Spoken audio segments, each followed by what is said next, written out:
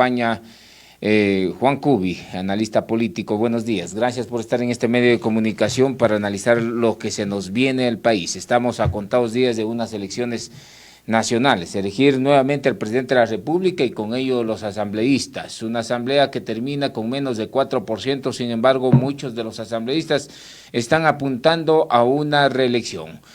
Su saludo inicial, Juan Cubi. Buenos días. Buenos días, Segundo, gracias por el espacio. Buenos días, Segundo, gracias por el espacio. Solo un comentario, en buena hora tenemos éxitos deportivos en este país que compensan en gran parte la profunda crisis que atravesamos en términos no solamente políticos, sino también éticos, y lo cual viene a ser un motivo como para preocuparse y también a ratos para decepcionarse sobre lo que está sucediendo en el país. Así es. Bueno, estos triunfos nos traen alegrías a todos los ecuatorianos y eso es muy importante, efectivamente, destacar en el deporte, ya que en la política, en materia de seguridad, el día de hoy nomás estaba revisando una nota que publica un organismo internacional en materia de seguridad, que estamos ubicados en el tercer puesto. Esmeraldas. Sí, Esmeraldas es la zona peligrosa, está por debajo de Venezuela y Honduras. Claro. ¿Sí? Entonces, estamos en el tercer puesto, más Ecuador en el mundo, decía el presidente Guillermo Lasso, y efectivamente estamos haciendo historia por aquello, ¿no? Mire, no solo por aquello, le voy a contar una anécdota. Yo tengo una hija que estudia en Holanda, ¿sí? Y el otro día me llama y me dice, imagínate que todo el mundo me pregunta sobre la señora esta que resucitó en pleno velorio. La señora esta que ya terminó falleciendo, ¿no? Y claro, ya me decía, están sorprendidos, están anonadados en Holanda, y preguntan, oye, en tu país resulta que van a enterrar gente viva, que en pleno velorio resucita. O sea, tenemos una serie de episodios, además de los que usted señala, que claro, nos ponen en una situación bastante llamativa, por decirlo menos, ¿no? Como país. Y es preocupante, ¿no? Porque eso también refleja la incapacidad de esta sociedad de construir instituciones, formas democráticas de convivencia, darle cierta racionalidad a la vida cotidiana. Es grave eso. Resucita todo, hasta los cadáveres políticos nuevamente resucitan. Bueno, ¿no? eso se ha sido toda la vida, eso han resucitado como costumbre. Bueno, estamos a punto de unas elecciones nacionales, se va a elegir el presidente el 20 de agosto, los ecuatorianos tienen efectivamente que acudir a las urnas. Sin embargo, el día de ayer justamente revisaba datos y nos indican que, por ejemplo, en Ecuador hay mucha gente que anula el voto y otros dejan en blanco. Más o menos estamos hablando de unos 2.3 millones de personas que efectivamente anularon el voto y dejaron en blanco. Lo más importante es las provincias. En la provincia de La Suay, Pichincha, Cotopaxi ocupan el primer lugar en las preferencias para dejar el voto nulo y el voto blanco. Esmeraldas, Imbabura, Loja, Manabí, Chimborazo, El Oro se ubican en segundo lugar. Carchi, Cañar, Los Ríos, Morona, Santiago, Tungurahua, Zamora, Chinchipe, Santo Domingo, Santa Elena, Guayas, el tercer lugar. ¿Qué lectura hay sobre aquello? ¿La gente no cree en la política partidista está desgastada? El último proceso electoral, creo que el gran triunfador fue el voto nulo. No se olvide usted que, por ejemplo, aquí en el propio Azuay, a las candidaturas, a las elecciones locales les ganó el voto nulo, ¿sí?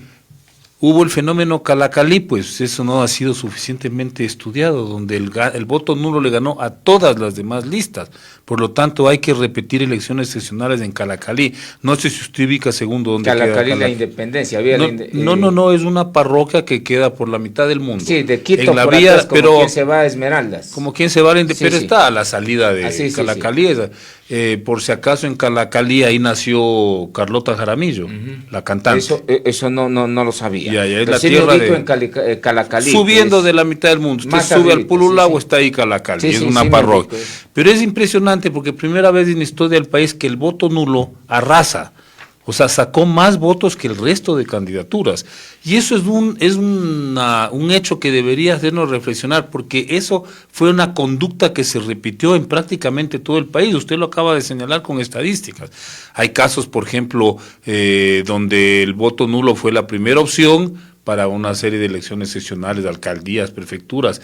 Entonces, lo que está sucediendo es que, claro, hay un enorme descrédito y una enorme decepción de la ciudadanía respecto del sistema político, del sistema electoral. La gente no se siente representada, no siente que en ese espacio se van a resolver sus aspiraciones y necesidades, ve a la política con más desconfianza que antes, considera que es un espacio donde los chanchullos, los amarres, los repartos son la tónica. Y entonces, claro, al ver que hay un espacio que a nombre de una legalidad, de una formalidad legal, toma decisiones fundamentales para la vida de todos, la gente se molesta porque dice, pues si ese es un antro de corrupción, entonces, una ¿a quién asamblea. representan las autoridades, Juan? Porque, por ejemplo, imagínese aquí en la ciudad de Cuenca, el alcalde Cristian Zamora ganó con el 18.58%, que quiere decir 53.851 Claro. votos. Y el Juan prefecto Cristóbal Llorete gana menos, efectivamente gana con cerca de unos, a ver, tengo la cifra aquí, la prefectura de la Suay, ¿no? Estamos hablando de 75.000 votos, el 20.28%. Este es lo que gana. bueno, ¿A quién entonces representan los dos? esa es la profunda crisis de representatividad que estamos viviendo. En Quito el alcalde también llegó con 25%, pero eso es una constante en gran parte de las circunscripciones electorales. 142.000 personas ausentes, ¿no? Votos blancos, estamos hablando de votos blancos y votos nulos, pasan los 113.000 personas. Y eso que no ha revisado usted lo del Consejo de Participación Ciudadana, donde ahí el primero, si no me equivoco, tenía 11 o 12% de los votos, este señor Allen Benvera, que hace méritos, pues desacreditar aún más ese organismo, ¿sí? Entonces, el tema es cómo funciona el mundo de la política, la esfera de la política, con esos resultados, con esos indicadores. Eso es lo que está en una profunda crisis. Y no es simple, no es fácil salir con nuevas elecciones, ni modificando el código de la democracia, ni haciendo reformas constitucionales. Es un sistema que está en crisis, que no solo en el Ecuador, un sistema global. No es entonces de que vayamos por lo que dice justamente el correísmo, hay que recuperar la patria. Han pasado el gobierno de Lenín Moreno, Guillermo Lasso, y no recuperaron la patria, y hoy en día ellos salen con el estribillo de que vamos a recuperar la patria, y esa idea es la que está vendiendo Juan. Mire, el correísmo es del pasado, ¿no? El correísmo lo que demostró es que una vez en el poder se reproducen los mismos vicios y las mismas taras de las viejas tiendas políticas. No hay mayor diferencia entre lo que fue el gobierno de Correa con otros gobiernos en términos de corrupción, de ineficacia, de autoritarismo. De manera que eso es una consigna electorera, ¿no? Como cualquier otra que pueda ser un candidato. O sea, el señor Jean Topi dice que va a arreglar el tema de la inteligencia a punta de carajazos. Así es. No, a carajazos. No, ya sí, consolidar los organismos de inteligencia. Con un carajazo. Con un carajazo. Bueno, a mí me huele eso como han sido tantos de sátrapas, tantos de caudillos en la historia de este país, ¿no? Que crean que a correazos, a golpes, a carajazos van a arreglar los problemas del país. Eso no es ninguna novedad de segundo. Muy bien, pero entonces, ¿qué es lo a ver, ¿quiénes están calificados? Porque yo veo que cuando se utiliza en que vamos a recuperar la patria llama mucho la atención, porque con eso están mareando en todos los lados. Hay que recuperar la patria, anteriormente no vivíamos así, éramos el jaguar latinoamericano y hoy en día estamos peor que antes, peor que el año 2008, volvimos con una diáspora de migrantes y todo eso. Entonces, ¿está calificado como para decir vamos a recuperar la patria, el correísmo o no? Mire, yo creo que el país necesita un debate profundo sobre qué es lo que es viable para resolver los problemas nacionales. Es un debate y que no atraviesa por un tema electoral.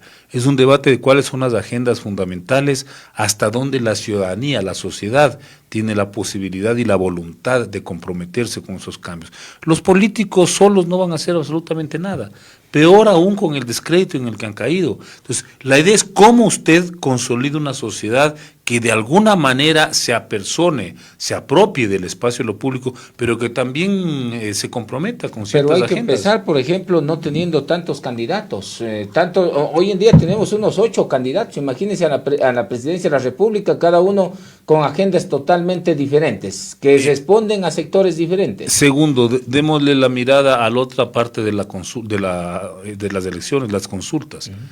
Yo creo que estas elecciones, si algo tienen de interesante, es que están planteando una consulta que es estratégica para este país, el tema del Yasuní y del Chocó andino. Por ejemplo, si esa consulta es aprobada, son consultas que nacen de la sociedad y que le pueden poner contra las cuerdas a un sistema basado en ¿qué? Basado en la pérdida de soberanía territorial, en la entrega de los recursos a las grandes transnacionales, en esta idea de que hay que sacarle, explotarle hasta el último milímetro de territorio para sacar recursos sin pensar en las consecuencias de esa actividad, ni tampoco sin definir para qué sirve el resultado de esa extracción de recursos. Porque fíjese, tenemos dos boom petroleros hemos vivido en este país. ¿Para qué han servido? Para que se roben la plata los políticos de turno. Y peor en el último, el primero en la época militar, yo recuerdo que ocurrían escándalos de corrupción, pero no al nivel de lo que ocurrió durante el Correato, durante el gobierno de Correa, que ya es una cosa demencial, los índices de corrupción. Para eso ha servido el famoso desarrollo, que la extracción de recursos, que la explotación petrolera. Bueno, discutamos eso.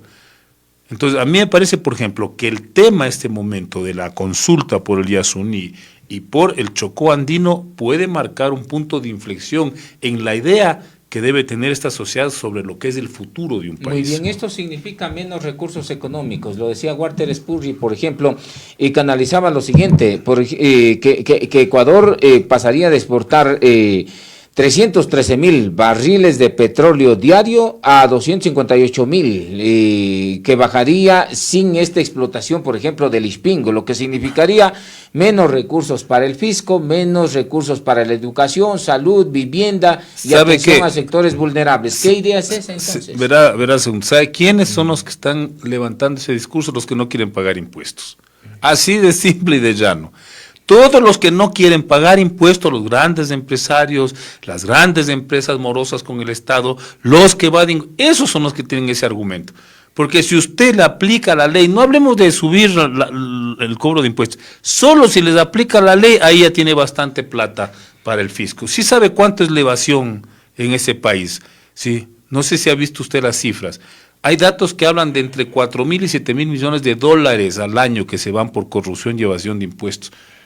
Y el Ispingo, el ITT, si mal no recuerdo, significan creo que 1,000 millones por año. Por lo tanto, si usted se dedicara a exigir una mayor transparencia en las declaraciones de las empresas, si usted controlara la corrupción, si usted evitara o luchara contra la evasión y la ilusión de impuestos, tenga la seguridad que la plata sobraría, al menos en esa relación que están planteando estos economistas. Además de eso, hay que cobrar a las personas que todavía no pagan impuestos, a pesar de que el SRI ya ha dicho claramente, entre las 25 empresas que no están pagando impuestos están superando los 1.500 millones de dólares. Entonces, que le cobren, vea, ya me absuelve a mí de mi comentario, ya, hagamos lo que dice el SRI, cobremos impuestos. Pero es tan difícil cobrarle esta situación, pues porque es que estamos hablando de grupos de poder, por ejemplo, los Novoa, los El Juri, que están dentro de estos grupos, las corporaciones. Pero esos son los que echan argumento de esto, nos vamos a quedar sin ingreso. Primera cosa. Segundo elemento, ¿para qué sirven esos 1,000 millones que genera el ITT? Eso también hay que discutir. Ellos dicen que va a ser si se roban a mitad de esos ingresos, si dilapidan, si se reparten en una serie de políticas que no sirven es el comodín, a la gente. Entonces, para aquellos sectores, los grupos de poder que son minoría en el país, explotar, apuntarle al tema del Ispingo para ellos quedarse ahí sin pagar nada. No solo para quedarse sin pagar, para no tener que tributar, sino para aprovecharse de esa plata. Por eso le digo, pues, si fuera cierto que ese dinero de la explotación petrolera y minera sirve en efecto para las grandes mayorías, uno por último podría decir, ya, pues, está sirviendo para la salud, para la educación. Ni siquiera sirve para eso, ni siquiera sirve para construir viviendas populares. Muy bien, me parece interesante el tema de la consulta que plantea. Enfoquemos un poquito en el tema de los presidenciales.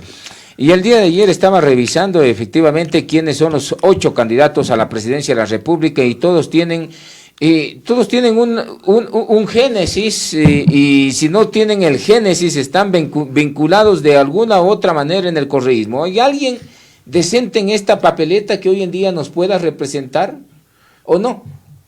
A ver, usted me invitó a hacer un análisis político, entonces yo no quisiera pecar de expresar mi apoyo a una candidatura para tratar de ser lo más objetivo. Usted estaba señalando cuáles son estas candidaturas que están, digamos, en la papeleta. Vamos analizando una por una. Por ejemplo, el tema de quién apoya a Otto Sonnenhösner. Verán, yo más bien quería hacer un análisis global.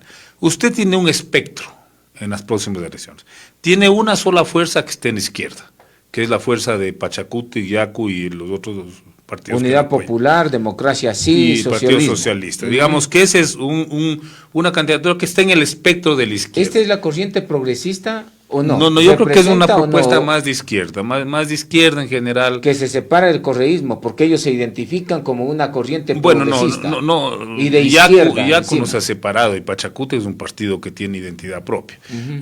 Luego usted tiene una serie de partidos que estarían del centro hacia la derecha, que son los que se están disputando el elector. Yo ahí les pondría a Otto Sonnenhösner, Fernando Villavicencio, a la señora Luisa González del correísmo, al señor Herbas, Daniel Noboa, sí, Daniel, me parece que y luego usted tiene Bolívar Armijos. Eso, y usted tiene una candidatura que estaría más en el espectro de la derecha, que es del señor Jan Topic, que él sí representa un discurso tremendamente autoritario y violento. ¿A tono con quién? A tono con el Partido Social Cristiano. Pero vea cuál es la sorpresa. Usted sí sabe que el señor Jan Topic, por familia, era socio del señor Ricardo Rivera, el fallecido tío del presidente Glass, con quienes hicieron grandes negocios durante la época del gobierno de Correa. Ya lo había desmentido, por ejemplo, Jan Topic, en un documento que circuló en el portal digital La Historia, en donde se señalaba de los $13.500.000 que había depositado a una empresa Glory International, ¿no? Y dijo que no tenía nada que ver Jan Topic, que efectivamente ellos son muy aparte de lo que ellos, en su cuenta ¿Aparte de qué? De estas empresas y de esta vinculación que lo hizo el portal digital Historia, que es del Ecuador. A ver, yo lo que entiendo es que los 13 millones que devolvieron era del caso de Brecht. Y el caso de Brecht, ¿quién estuvo como responsable que no de esto? Tenían nada que ver con esta empresa Glory International. No, estoy hablando de Telconedio. Sí. Glory es a la que le pasan la plata. Exactamente. Claro, pero estoy hablando de la Telconed, de esa sociedad que tenían con Telconed y de los negocios que hizo Telconed durante el gobierno de Correa. ¿Con quién? Con la venia del ex vicepresidente Glass. Jorge Glass, claro, y el primo Ricardo Rivera. El tío Ricardo Rivera, que es el principal involucrado que estuvo detenido por el caso de las coimas. Entonces, lo que me digo es, bueno, usted ahí ya me entra a mí la sospecha, pues, ¿no?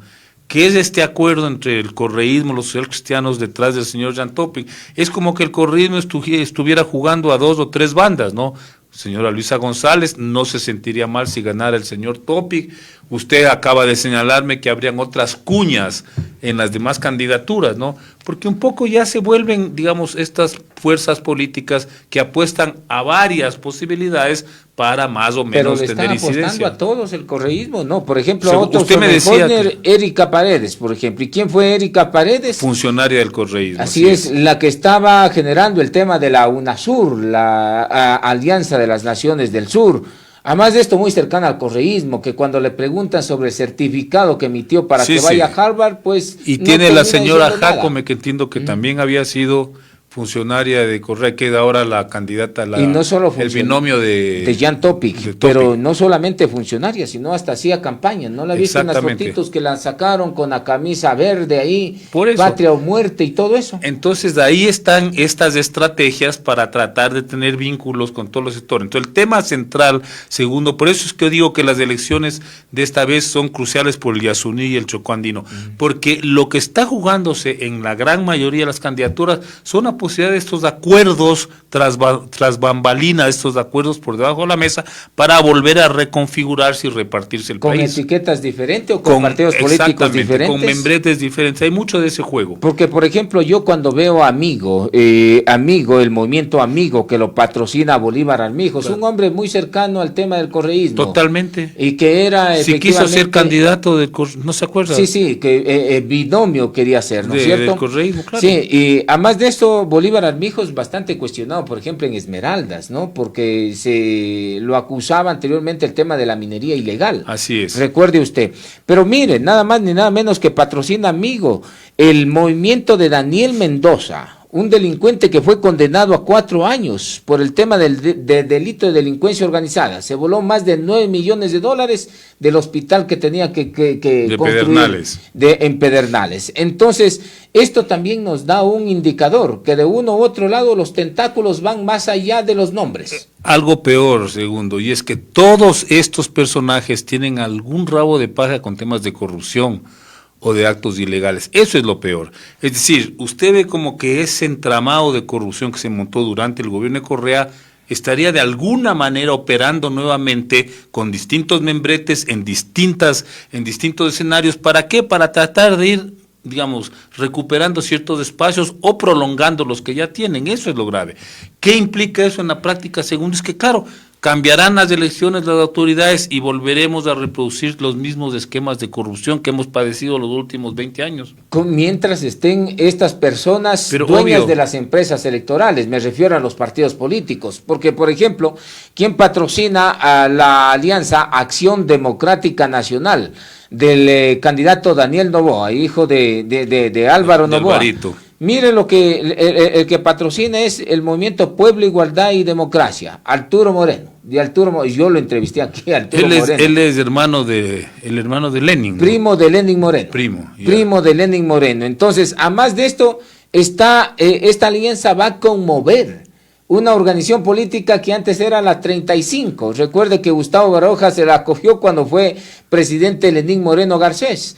Entonces, ¿cómo podríamos entender de que efectivamente si llegaran de una u otra manera a la presidencia de la República puedan gobernar ellos tranquilamente? Mire, esas son lo que se denomina comúnmente chapuzas, ¿no? Es decir, esos bodrios, ni siquiera una fanesca, porque la fanesca es sabrosa, es equilibrada. No, son unas chapuzas ahí, unas mezcolanzas que han armado de carácter electoral. Claro que van a pescar a río revuelto y a sacar tajadas. ¿No vio la última? ¿Quién le apoya a Jan Topic? El señor Jimmy Jairala. De Centro Democrático. Claro, que fue el partido que sirvió de trampolín para el correísmo en un momento dado. Porque estaban en eso, estabas en la 5. No, pues es que él prestó la 1 pues para la inicialmente, sí. En la alianza con UNES. Cuando le quitaron el 35, Alianza Bueno, y País. ahora ya se va con Jan Topic. Uno habría que preguntarse, bueno, ¿cuál es la relación que tiene? Entonces, en ese berenjenal, porque hay que decirlo con esas palabras, claro, hay ciertas candidaturas que al menos preservan la identidad o preservan cierta postura, ¿no? Que a mí me parece que eso es rescatable. Y yo en eso sí, por ejemplo, rescato una postura de total independencia con estos tejes y manejes del correísmo, como puede ser la de Yacu Pérez.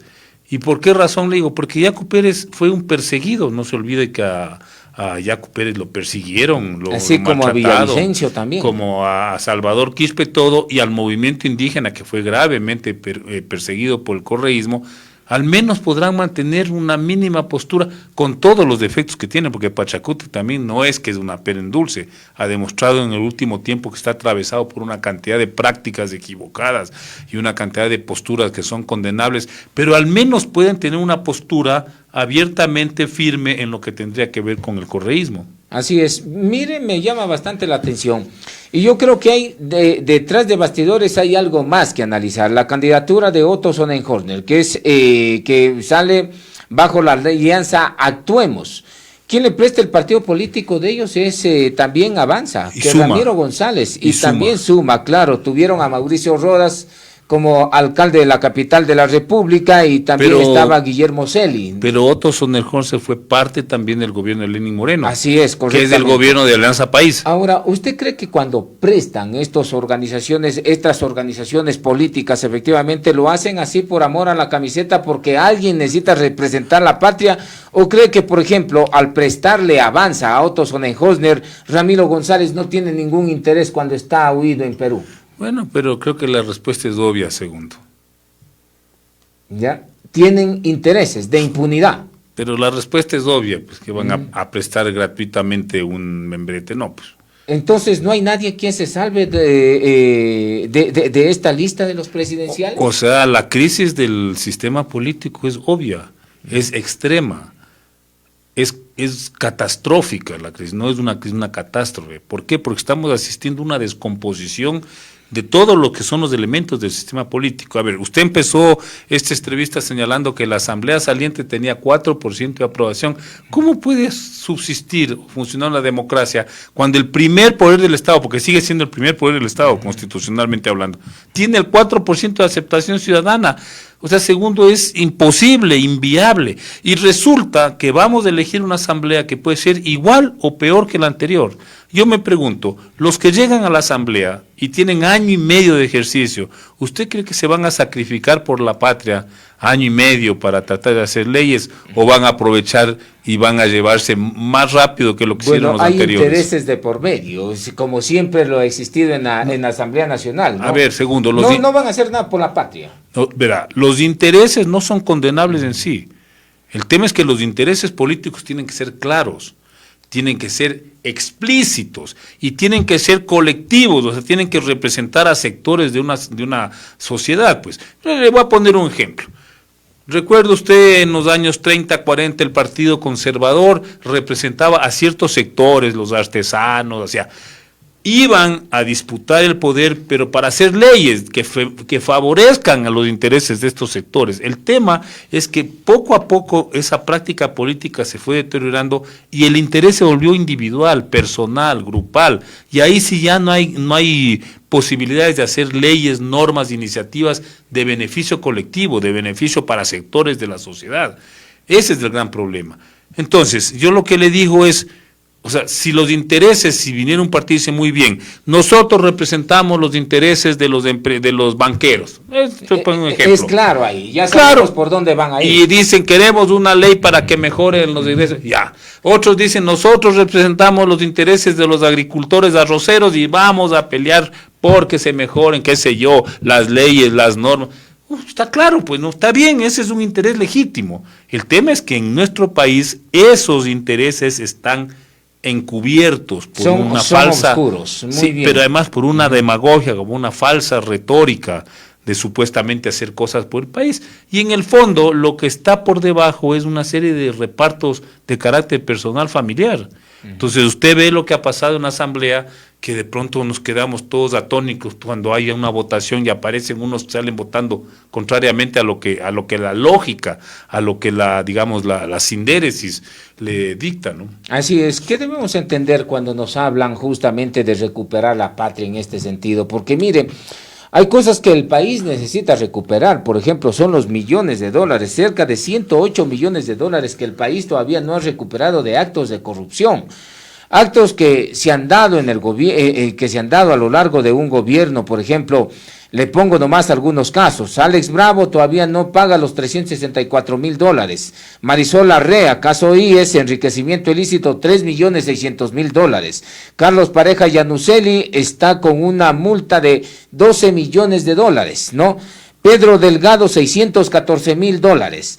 Jorge Glass, en donde está también el expresidente Rafael Correa, $33,396,000, exactamente. Entonces, mucha gente habla sobre el tema de la recuperación de la patria, pero no sin antes recuperar la plata de estos, que suman de actos de corrupción 108 millones de dólares que se han salido del país y que están en bolsillo de pocos. Pero cuando escuchamos aquí decir vamos a recuperar la patria, ¿qué debemos entender? Cuando la candidata del correísmo, Luisa González, por ejemplo, tiene una glosa de $880,000 por el tema de uso de los aviones presidenciales. Bueno, lo que van a recuperar es la impunidad. Es decir, esa misma impunidad de la cual ahora hacen gala, pero que no es total, porque no tienen el control de ciertas instituciones, recuperar la patria para este sector del país, para el correísmo, es recuperar la impunidad, o sea, volver a imponerle al país una lógica donde se puede robar, donde se puede violar la ley, donde se pueden cometer actos de autoritarios, donde se puede atropellar los derechos de la gente, sin que ningún organismo, ninguna institución del Estado pueda ejercer su potestad, puede intervenir. Eso es recuperar la patria. Para eso es lo que plantean el tema de la asamblea, otra constituyente, está planteando el correísmo, lo que sea, constituyente. Cualquier planteamiento que hagan, usted tiene que verlo en ese sentido. Si es volver a la teta del Estado, pero aprovecharse de esa teta sin el más mínimo control ni recato. ¿Pero es conveniente hoy en día plantear una asamblea constituyente o o solamente vamos por el tema de las reformas? Mire, yo creo que la Constitución necesita una serie de reformas. Yo he sido uno de los primeros que lo he dicho, por ejemplo, eliminar el Consejo de Participación Ciudadana, debió haberse hecho desde un inicio. Ahora nos damos cuenta que la muerte cruzada no cumple la función para la cual fue diseñada, ¿no? Vea lo que estamos, por lo tanto es otra figura que habría que revisar. Pues no necesita una constituyente para eso. Podríamos, si existiera aquí responsabilidad y seriedad, se pondrían de acuerdo las fuerzas políticas para debatir esos cambios de la Constitución sin necesidad de ir a una constituyente. Volver al espíritu de la Constitución del año 2008, antes de la Asamblea Constituyente del 2008. O sea, el espíritu de una Constitución más garantista, más horizontal, más democrática, sí. Con tres poderes del Estado.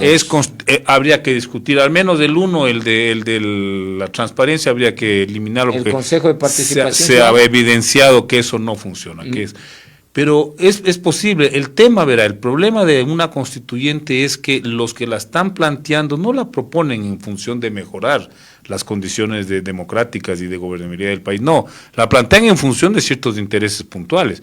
Y ya lo han dicho, pues lo ha dicho el expresidente Correa, la Asamblea Constituyente tendría que anular la prohibición de la reelección indefinida. El 144 de la Constitución, claro, que dice solamente una sola vez para el mismo entonces, cargo. Quieren ahora decir no para ver si pueden ganar, pero además es un error. Yo creo que el correísmo no vuelve a ganar una elección presidencial. ¿Por qué no cree? Porque tiene un tope. Digamos, en este momento tiene un 25% de lo que le calculan. Eso que es lo la que base, le calculan. ¿no es cierto? Pero de ahí ha sumado. No significa algo tener prefecturas, alcaldías, juntas parroquiales. No, mi querido Segundo, porque hay prefecturas de alcaldías que ni siquiera representan al correísmo. Lo de Guayaquil no tiene nada que ver con el correísmo. La alcaldía no tiene nada que ver. No, nada que ver, es un pacto que hicieron Nebot y Correa para deshacerse de Cintia Viteri. Señor Aquiles Dalo está totalmente vinculado a los grupos de poder de Guayaquil, por familia, por relaciones matrimoniales, etcétera. Muñoz sí representa. Yo creo que Pavel Muñoz sí es, no sé si tan dura. No es la línea más, si usted quiere, de la línea más fundamentalista. Paola Pavón. Ella sí está alineada absolutamente. Marcela Guiñaga, por ejemplo, en el Guayas. Y Marcela Guiñaga con ciertos reparos, porque yo creo que Marcela Guiñaga tiene un proyecto propio, ¿no? Se le nota que ella tiene aspiraciones personales. Pero ha sido muy consecuente a la revolución absolutamente. Ciudadana. Pero entonces usted lo que le digo es segundo, si usted se analiza las cuotas electorales del correísmo ha ido descendiendo desde que se le desplomó lo del Yasurí en el 2014, ha sido un descenso permanente. Lenín Moreno, recuerde que perdió las elecciones del 2017, le hicieron un fraude con el famoso apagón informático. A Guillermo Lazo, sí. Sí. Él con qué llegó, no alcanzó el 40%, ¿se acuerda? En la primera vuelta. Después viene el señor Arauz, 33%. El próximo llegará con 25 o 24, no sé, no creo que llegue con... Pero el tema es que en la segunda vuelta inevitablemente va a perder. Perdió con Lazo, Lenín Moreno, perdió Arauz con Lazo. La intención de ellos es tener la primera vuelta. Por eso van a estar articulándose todos los niveles de gobierno. Mire, con Andrés Auraz hablaban de la primera vuelta. ¿Se acuerda usted? Sí. Bueno, pero es como que yo mañana le digo, pucha, que yo creo que Tico va a ser presidente. Sí, pues es parte de una... Pero están activados, eso no significa algo. Por ejemplo, el prefecto de la provincia de La Suay, Juan Cristóbal Llorete, está activadísimo, haciéndole campaña a Luisa González con la capita roja que también tiene. Sí. Entonces, ¿cómo vamos a decir muy bien? Quizás esto no significa mucho si cuando va a todos los lados. Pues, mire, pensemos en las votaciones duras de este país. ¿Usted le ve a Aquiles Álvarez con semejantes problemas que tiene en Guayaquil haciendo campaña? Está complicado verlo. ¿Usted le ve a Pavel Muñoz haciendo campaña con los líos que tiene? Sí. Él tiene un problema gravísimo, el metro de Quito, que no sé cómo va a resolver. Y la gente está esperando, porque él dijo voy a arreglar. Y encima se le cae la vía de los conquistadores. Es un problema gravísimo, no sé si usted ubica para qué sirve esa vía, la que se acaba de ir abajo. Eso va a generar una congestión que va a plantear malestar a todo el mundo. Tiene este rato que conseguir plata para ver vías alternas, para hacer una planificación de mediano plazo para resolver la vida. Yo no los veo a esos, pero lo que yo sí los veo es de que, por ejemplo, a Juan Cristóbal Lloré está en plena campaña. Bueno, pero... el prefecto de La Suay. Pero con 20% eso que en términos de votación claro, significa no podría significar mucho, pero sumando esfuerzos, ¿no cree que podría tener un resultado algo positivo? No creo que suba mayor, no creo que suba mayor. Es más, inclusive podría darse el caso de que reduzcan esa votación. Ahora verá, tienen este rato una espada de Damocles, los correístas sobre el cuello, que es el tercer informe del caso Gabela. Y eso va a salir, según el perito, probablemente salga el próximo mes. ¿Qué van a hacer el momento en que salga a la luz todo lo que ocurrió detrás de los helicópteros DRUV? Pero ya se le adelantó el juez. No, está apelada. Esa decisión pero apelada. Ya ellos toman pero eso, lo repiten. ¿Qué va a salir en términos electorales, no jurídicos, electorales? El rato en que el perito Mesa dije, vea, a un general de la República lo asesinaron por esto. Porque ya no estamos hablando de lleve, de sobreprecio, que es lo que juzga este juez Rivera. Estamos hablando de un homicidio. Y eso a la gente sí es algo que le indigna. Que hayan matado a un general de la República para encubrir un negociado, un chanchullo, un reparto. Eso va a ser un golpe durísimo. Va a ser un golpe durísimo en contra de esa candidatura. Tiene usted el tema de la glosa, que ya la han sacado a la candidata. ¿Vio usted lo del pago de impuestos? De los, de la mayoría de candidatos. Entonces, todas esas cosas lo que hacen es generar una desafección del votante, por más que tengan cierta adhesión. Entonces, usted va a decir, ¿cuál es el voto más duro? Es decir, ese voto de las personas que están enceguecidas con el correísmo, yo creo que no supera el 23-24%. Ese es el voto duro que tiene el correísmo. Que todavía más allá tendría. De aquello, no, pero miremos, por ejemplo, en las elecciones cuando ganó el presidente Guillermo Lasso la presidencia de la República, que efectivamente terminó con un más del 30% del correísmo, ¿no? Comparado al arañado 20%, 19-20% que llegó el presidente Guillermo Lasso. Entonces, a eso se le suman los nuevos cuadros. Digamos, Arauz cree que pueda sumar algo, Luisa González pueda sumar algo, porque están calculando ahí lo que puedan sumar los dos y lo que le endosa Rafael Correa. No, yo no creo, ahí no hay endoso. Pero ya se ha demostrado, pues. O sea, verá, una cosa es que usted gane unas elecciones y otra cosa es que los demás pierdan. Entonces, ¿qué sucedió, por ejemplo, en las elecciones en Quito y Pichincha? No es pues que es un triunfo arrollador de Pavel o de la señora Pavón, es que las otras fuerzas se desploman, pues. Entonces, es como que usted me diga, ve, en un terremoto hay un edificio que quedó en pie, pero totalmente cuarteado, y es mejor que los otros que se derrumbaron. No, pues. Todos son edificios que están en malas condiciones. Muy bien, y frente a ese escenario viene quizás el outsider que lo ven a Jan Topic por ese lado. ¿Qué posibilidades él se puede presenta, tener? Él se presenta, ¿no vio ahí las declaraciones de ayer? Yo soy el outsider, ya dijo él, no solo que lo presentan. Él acaba de, digamos, de entender. Muy bien. Sí, claro que es un outsider, obvio, pues si sale de la nada. Eso es un outsider. Un outsider es alguien que sale de la nada. Outsider es como fuera de la norma, fuera del espacio. Eso es un outsider. ¿A él de dónde lo traen? No sé, de Siria, ha estado combatiendo por allá, según él, en Medio Oriente. Y mientras existen estas broncas entre la izquierda y la derecha, ¿no? Porque estamos hablando de una línea correísta y la otra línea no correísta que está directamente combatiendo al correísmo, pero Jan Topic no está ni en la una ni en la otra. Puede ser que le genere esta posición adelantada teniendo una favorabilidad del electorado en las elecciones. Verá que no es offside, sino outside. Ya que outside. no es de la posición adelantada. No. Muy bien. Outside es que está fuera, digamos, fuera de los dos. Y en ese contexto fuera del espectro. En ese espectro. Y así se presenta. Sería penoso. Están apostándole a eso. Sería muy penoso que un personaje con semejante catadura pueda llegar a la segunda vuelta y aspirar a la presidencia, porque eso lo que reflejaría es las aspiraciones autoritarias de la sociedad, no solo del personaje, no solo de los que están a su alrededor, no solo de aquellos que tienen intereses en esa candidatura, sino del votante. Y sería penoso que el votante, es como cuando yo digo que el correísmo siga llegando a la segunda vuelta, es penoso. Es penoso para una sociedad que, viendo el atraco que propiciaron en este país, viendo la corrupción desaforada en la que incurrieron, no les sancionen. A mí me parece bastante interesante las encuestas que hoy en día han salido a la opinión pública. Por ejemplo, tenemos Click, tenemos también Cedatos, tenemos BNN que sacó en el medio de la posta, en donde hay un universo bastante interesante, pero la lectura que hay ahí es de que, por ejemplo, a Yacu Pérez en las elecciones pasadas lo ubicaban sexto y séptimo, y hoy en día lo ponen en cerca de segundo puesto, las tres encuestas, ¿no? Entonces, ¿esto cómo se puede entender? Porque anteriormente lo ponían como sexto y séptimo, ya era para nada, claro. Estaba participando, nada más.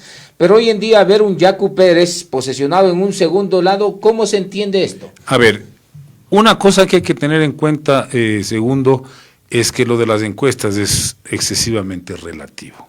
Y ya lo que ha sido demostrado en los últimos procesos electorales. Es ya muy difícil que las encuestas midan una realidad política. Es decir, porque hay una cantidad de votantes jóvenes que no tienen el más mínimo interés ni siquiera en responder una encuesta. ¿Cómo usted procesa, cómo usted recoge la opinión de ese enorme sector de jóvenes que se incorporan al universo de los votantes, pero que prácticamente están totalmente desconectados, desentendidos de la política? Ese fenómeno va a ser muy particular. Dos, el voto nulo, algo que no pudieron detectar tampoco las encuestas de las últimas elecciones, del voto nulo, que a mi modo de ver va a crecer, porque va a haber un rechazo más o menos generalizado.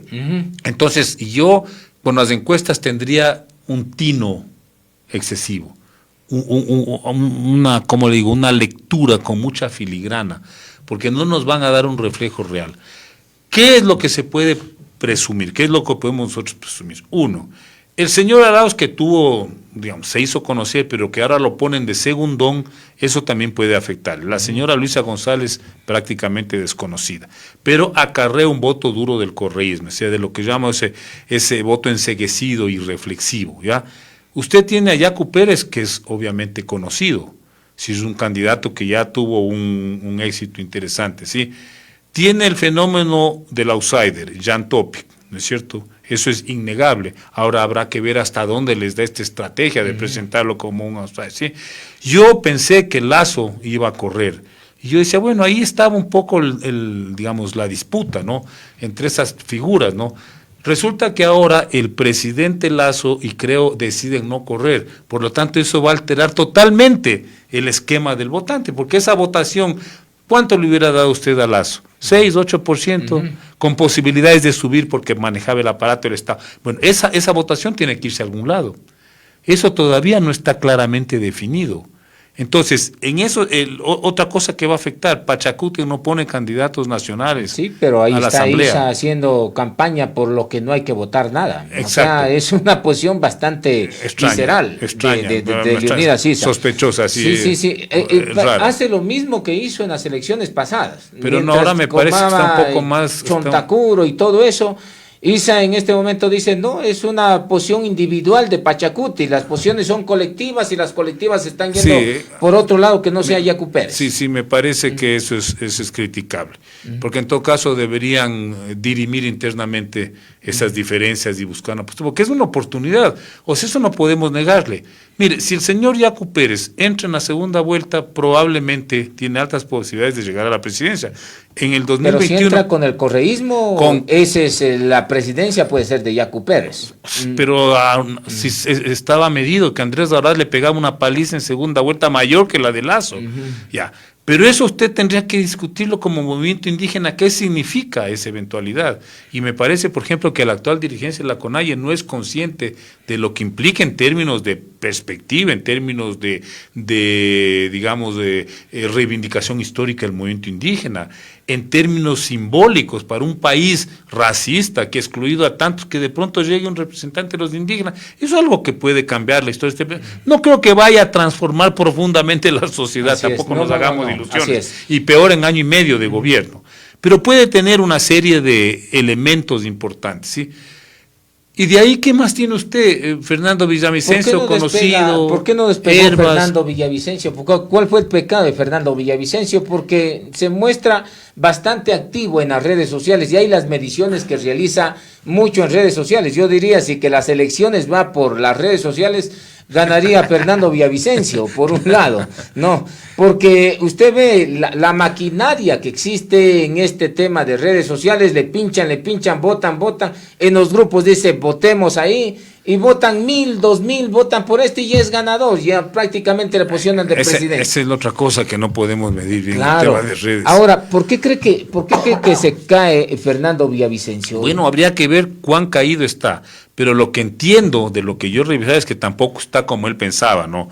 Que iba a ser una opción.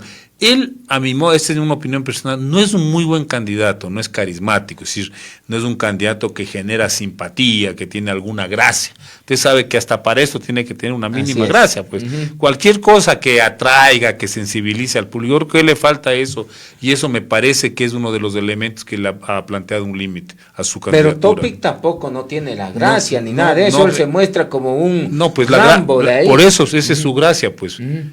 Llegar en helicóptero a las campañas, mientras Yacu Pérez va en su bicicleta y todo eso. Entonces eso el otro, claro, pues él tiene ya esto que se llama el carisma. No importa si el carisma no tiene que ser positivo o negativo, tiene que ser una cosa que cautiva, una cosa que le provoca un interés, una preocupación, una simpatía en el electorado.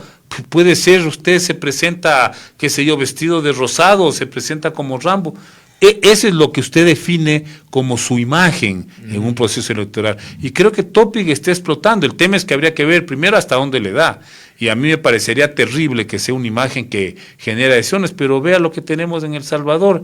Señor Bukele, con ese estilo totalmente violento, autoritario. Pero ya bajó Topic, porque está llamando a un concierto. O sea, la propuesta de Topic en materia de seguridad, utilizando la inteligencia artificial, me parece interesante, pero habla sobre el crimen directamente a los grupos de delincuencia organizada, dice que de un carajazo únicamente arregla el sistema de la inteligencia en el Ecuador, y al final, anteayer nomás, salió con el discurso de que hay que hacer festivales de música para la seguridad. A ver, pero ¿cuál es el problema segundo? Es que Jan Topic pensó que el Ecuador era Guayaquil. Y entonces, claro, si usted va a gobernar para Guayaquil con ese discurso, es posible que pegue mucho, porque Guayaquil es una de las ciudades más afectadas por la inseguridad, y porque además es una ciudad que sí se ha acostumbrado a un estilo de liderazgo autoritario, tipo Febres Cordero, tipo Nebot. Él vendría con una postura aún más radical, más autoritaria y más violenta. Él se dio cuenta de que el Ecuador no es solo Guayaquil. A diferencia del Salvador, que no sé si usted sabe la extensión que tiene El Salvador, la misma que la provincia del Guayas, es todo el país. Y es, si usted quiere, es una población un poco más homogénea. El Ecuador es un país tremendamente diverso y hay zonas de este país que ventajosamente no están tan azotadas por la inseguridad. Si usted revisa el mapa de la inseguridad, usted se va a dar cuenta que hay zonas como Esmeralda, Santo Domingo, Guayas, El Oro, Quevedo, Los Ríos, que ya están, y donde la gente siente. Pero hay otras zonas, por ejemplo, las zonas de la Amazonía, donde usted va a ver que la gente, pero no padece. Entonces usted no puede tener el mismo discurso de que voy yo a carajazo limpio y con una super mega ametralladora voy a resolver el problema de la seguridad en zonas donde la gente no la está padeciendo. Creo que él ya se dio cuenta de que no puede unificar el mismo discurso para un país que es tan diverso. O sea, debe de tener discursos diferentes y todo debe de estar plasmado en un plan de gobierno. Me huele que es por ahí donde va a ir. Creo, esa es mi sospecha. Entonces, si tiene un discurso diferente en la costa, en la sierra y después en el oriente, estamos hablando de que prácticamente no tiene idea en seguridad, cuando él dice ser experto en seguridad. No, lo que pasa es que ha de tener que definir cómo se maneja un esquema de lucha contra la inseguridad con las condiciones reales de un país, pues eso es una estrategia. No es que usted tiene que decir, aquí vamos a hacer una sola cosa para todo. No, pues usted tiene que decir, mi línea es fortalecer a la policía, es ser más autoritario, pero tiene que tener sus particularidades, ¿no? Pero eso es obvio para cualquier gobernante, pues. En un país tan diverso no puede usted aplicar lo mismo en el páramo de Cotopaxi que en el barrio de Esmeraldas, se me fue el nombre, en el barrio La Isla de Esmeraldas, pues. No puede hacer lo mismo, pues son sociedades diferentes, culturas diferentes, realidades distintas. Así es. Bueno, y hablando del tema del presidente, también hay la asamblea, porque también se eligen los asambleístas. ¿Tendrá una oposición bastante fuerte la Asamblea Nacional? ¿De qué línea las veremos? Va a ser igual o peor que la que salió. Entonces, ¿tendremos dispersa, que nuevamente convocar una fragmentada. muerte cruzada? Que no ha dado... Ya no puede, pues. En estas elecciones. No puede, pues, no. El nuevo gobierno. Pues un año y un año. No tiene el chance, pues constitucionalmente usted puede llenar una sola vez en el periodo. El que llega tiene que acabar en año y medio. Y no tiene ni siquiera la amenaza de la muerte cruzada, en caso de que la asamblea no le deje gobernar. Va a ser dificilísimo, va a ser una situación tremendamente compleja. ¿Qué pueden hacer entonces cualquiera de los candidatos que lleguen cerca de un año, 6 meses? ¿Qué es lo que pueden hacer? ¿Para qué van a servir las elecciones del 2023? Van a ser el escalón para las del 2025. Esa es la escalera principal. ¿Vamos a estar en permanente campaña? No. Cualquier estrategia va a ser en función de eso. No digo que estén en campaña, pero la estrategia de gobierno va a ser en función de eso. El tema es qué pasa si el primer escalón les falla, pues ya no se suban a la escalera del 2025. Y eso le puede pasar al que gane la presidencia, porque en una situación tan difícil usted tiene un alto probabilidades de fracasar, porque es complejo. Tiene usted la crisis política, tiene una crisis social y económica que no se resuelve, tiene un fenómeno del niño y tiene una situación de inseguridad que le acaba de ratificar el general Moncayo. Él lo acaba de decir ayer en una entrevista en televisión, dijo, los indicadores de violencia callejera no se han alterado. Esa es una de las mayores preocupaciones. Hemos definido una serie de elementos en una estrategia de mediano plazo, a futuro, pero los indicadores reales, y eso se lo siente, porque usted prende la televisión y todos los días hay masacres de 4, de 6, de 8, de 2, de 3. Así es, siempre hay muertos. Esa es la realidad. Entonces, frente a ese panorama, claro, cualquier gobierno que llegue con un proceso electoral en ciernes, porque a los 6 meses ya tienen que llamar elecciones, no va a ser fácil. Van a pensar el presidente que llegue a decir, a ver, yo aquí me apuntalo y trato de hacer una serie de medidas, de iniciativas, no un programa, porque no hay tiempo para un programa, una serie de decisiones que sean importantes y que me generen una adhesión para lanzarme a la reelección. El problema es que si no le va bien, ¿qué reelección ni nada? Pues no, ahí quedará como un gobierno de... Pero por el otro lado también le puede estropear la Asamblea Nacional, que no lo puede dejar gobernar si que tiene una mayoría opositora. Por eso, pues eso va a ser, no mayoría opositora, una mayoría que va a apuntar al reparto, pues a eso van a ir. Y apuntar a abonar también a su candidato, a cualquiera que estos quieran escoger. Claro, también se jugarán ahí algunas opciones. Muy bien, finalmente entonces, ¿le ve con posibilidades, no lo veo con posibilidades al correísmo de triunfar en estas elecciones nuevamente? ¿Se queda estancado? A ver, ¿tiene posibilidades de llegar a la segunda vuelta por la dispersión de los demás? Sí es posible. No le veo posibilidades de triunfo en segunda vuelta. Muy bien, entonces es para cualquiera de estos 7 candidatos que más queda ahí. Yo creo que se están apuntando al segundo puesto en la primera vuelta, porque saben que en la segunda vuelta lo más probable es que gane. Pelea en la segunda vuelta y ya no, o sea, porque el correísmo llega a más o menos, según las mediciones, al 70%, 75%. Muy bien. El anticorreísmo. O sea, el rechazo al correísmo es altísimo en este país. Y a eso van a apuntar cualquiera que llegue. En este pelotón, porque hay siempre un pelotón que encabeza intermedio y los de la Yo cola. creo que todavía no sabemos cómo está el pelotón. Hay unos 2 o 3 que yo creo que sí están ya rezagados, ¿sí?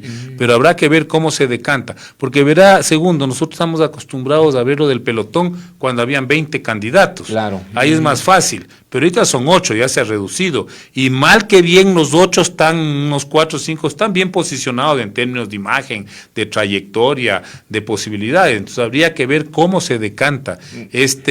Que ya no sería un pelotón, pues ya sería, digamos, un grupo reducido de candidatos. Muy bien, gracias a usted, sociólogo Juan Cubi, por estar en este medio de comunicación, dándonos luces sobre el tema electoral. Gracias, Juan Cubi, por estar acá. Gracias a ustedes por la invitación.